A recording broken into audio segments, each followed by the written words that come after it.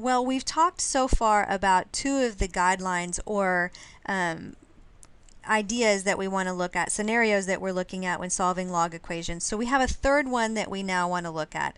This one says that if I have any addition or subtraction between the logs, I can simply rewrite them as a single log using our product and quotient rule for logarithms. When I do that, I end up producing some scenario where I would then apply the previous two, either of the previous two guidelines we've covered so far. So here I just rewrote our addition property for logs that said if I have a log base a of x plus log base a of y, then I can rewrite that as a single log where the arguments are being multiplied. If I subtract, my arguments are divided. And that's what we're going to use in these couple of examples that we have here. So the first one that I want to look at is given as log 2x minus log of x minus 3 is equal to 1. I want to not only find the exact answer, but I also want to find the approximate answer to 2 decimal places. So here is the first example we're looking at again, and I notice that I have 2 logs in my equation that is separated by a subtraction sign. When I rewrite this using the quotient rule, this becomes the log of the first term in the numerator, 2x, divided by the second term in the denominator, equal to 1. So that took me from 2 logs into a single log right here. Now go back and think. When I only had 1 log in the equation, this was the very first scenario we looked at for solving logs. When I only have 1 log in the equation, I'm going to use the definition of logs and exponents to rewrite this. So this is a base 10 raised to the first power equal to the argument 2x over x minus 3. And now I don't have any logs in this scenario at all, or in this equation at all, and I can just simply solve for the variable x.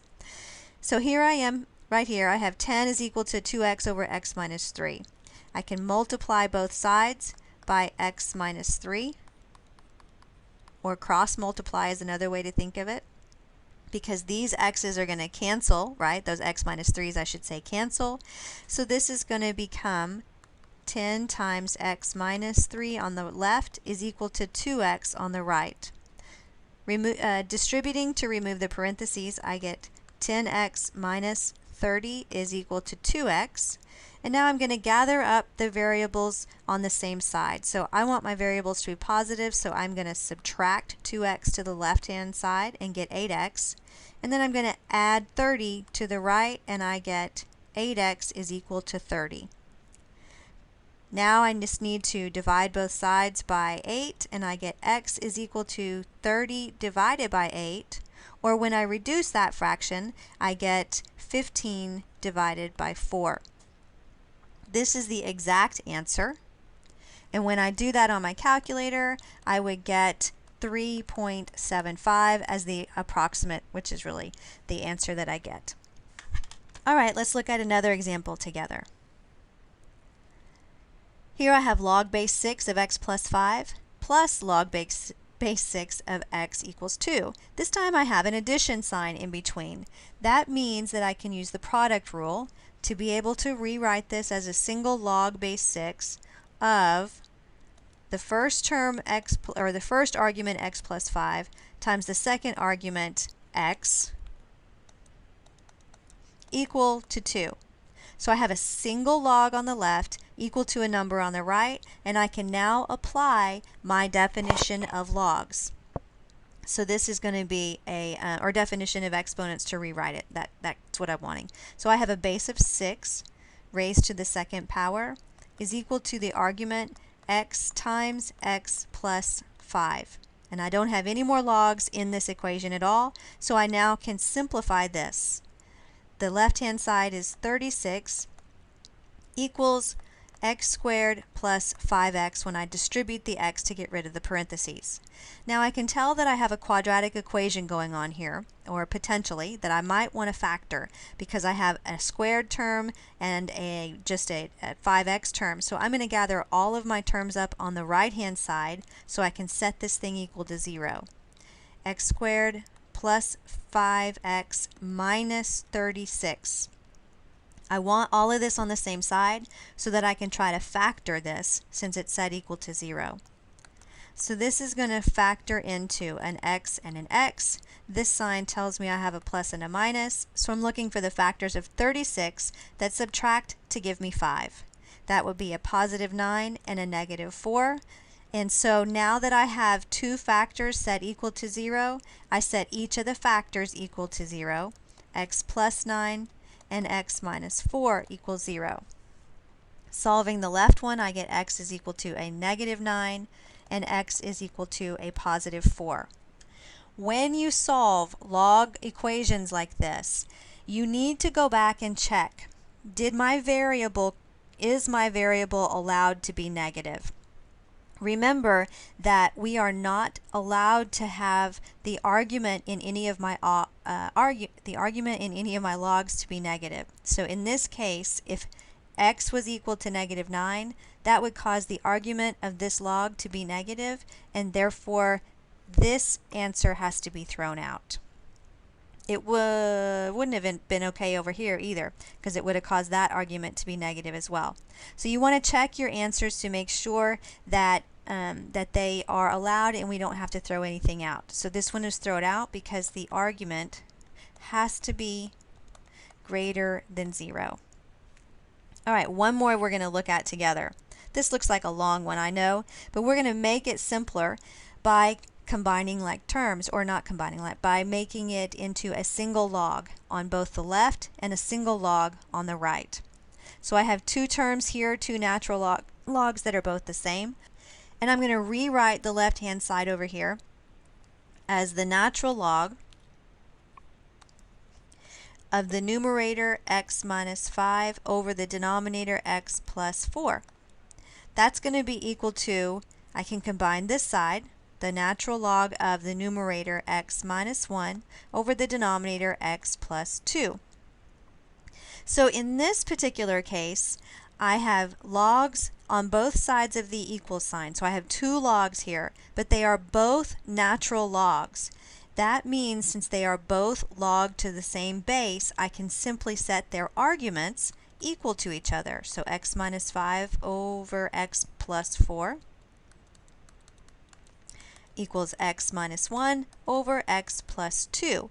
And I'm going to solve it from here. I have a proportion in this particular scenario, so I have a fraction equal to a fraction, and if that's the case, then I can cross multiply. So I get x plus 4 times x minus 1 equals x minus 5 times x plus 2. So I am going to FOIL the left and the right. So on the left, when I do FOIL, I get x squared minus 1 plus 4 would be a plus 3x, and then minus 4 equals to x squared here. My outer is a plus 2, my inner is a negative 5, so that's minus 3x, and then my last is a minus 10. Now I need to combine or collect my like terms all on the same side. So if I subtract x squared over here to the right, then that means that the x squareds are gone.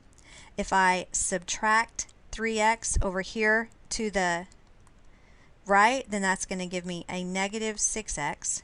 And when I subtract 4 over here to the right, I get minus 6. So 0 is equal to negative 6x minus 6.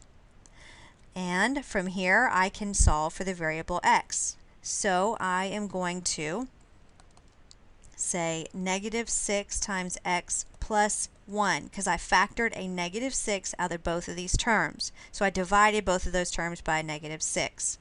Now what do I get? I have two factors that I can set equal to 0. So I have -6 equals 0 and x plus 1 equals 0. Well, that doesn't even make sense, so it just goes away. And this gives me x is equal to a -1. So again, here I have a solution for x. I'm solving log equations. I better go back and check and make sure that that's allowed. If you look up here, I would have negative, if x is -1, I have a -1 minus a 5. That's going to give me a negative in this portion. And that's one of the reasons why we cannot allow this guy right here, this solution, this answer for x is going to have to be thrown out because the argument must be greater than 0. So the solution set that you would then write is an empty solution set. The solution set is empty, which is why it looks like this bracket with nothing in the center of it, because it's an empty set. So this last guideline that we were looking at, let me pull it back up here so we can kind of see it together, was having us take logs that are, having us apply basically the product and the quotient rule for our logs to be able to simplify and then apply the previous rules that we've been talking about.